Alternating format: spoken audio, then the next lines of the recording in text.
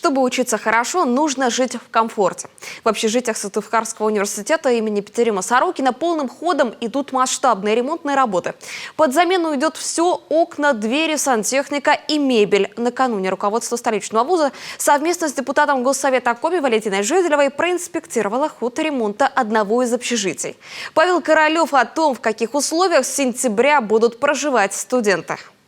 Говорят, студенты люди непривередливые, но это не значит, что и жить им нужно практически в спартанских условиях. Совсем скоро условия проживания в секции номер 28 общежития СГУ не будут уступать домашним. Сейчас здесь ремонт. Уже вскрыты полы, в очереди замена сантехники, дверей и установка новых окон. Именно на них морозные зимы больше всего сетовали студенты. В основном страдали студенты больше всего в зимние поры времени, потому что было холодно, особенно очень низкие температурные периоды.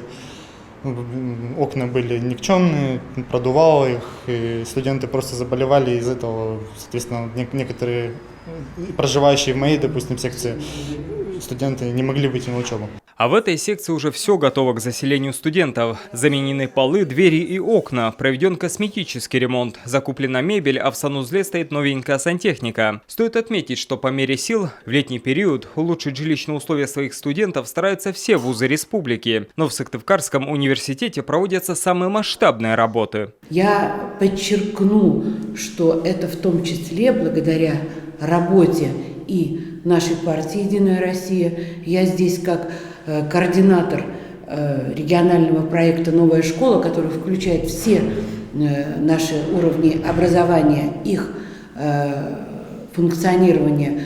И хочу подчеркнуть, что еще и такой проект «Единой России», как народная программа, которая отбирает лучшие проекты, которые представляют сами граждане. И вот здесь тоже есть доля участия студентов наших вузов в формировании того плана работ, который намечен на летние месяцы. Конечно, такие масштабы требуют больших финансовых вложений. С 2017 года столичный вуз получает дополнительное финансирование от Федерального министерства науки и высшего образования. В прошлые годы отремонтировали кровлю, систему отопления, душевые и лифты. В этом году на реализацию следующего этапа выделено 56 миллионов рублей. Сейчас идет этап, и он закончится к концу календарного года, это окна.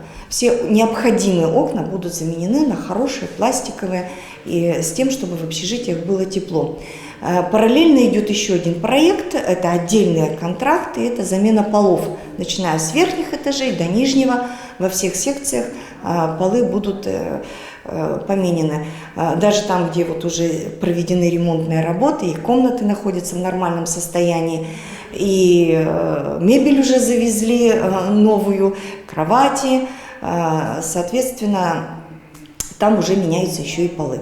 Следующим этапом масштабного обновления общежитий станет замена кухонных плит, а следом возьмутся за входные группы и двери. К новому учебному году для студентов общежитий будут созданы все условия. Они вернутся в эти стены в конце августа. Павел Королев, Алексей Паршуков, телеканал Юрган.